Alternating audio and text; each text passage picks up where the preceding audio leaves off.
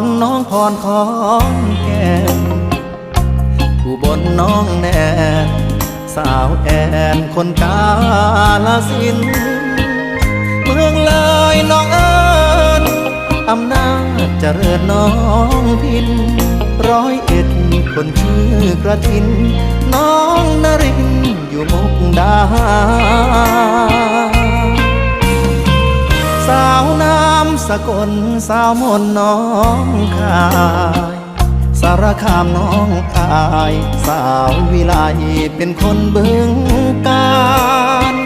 โคราชน้องสมนครพนมน้องตาลชัยภูมิน้องแอคนนั้นสาวอันน้องหัวลำพูคิดฮอดทุกคนถึงโดนแล้วบ่พอนา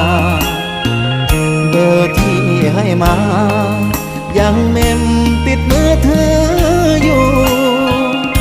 บ่ได้โทรหาบ่ได้แปล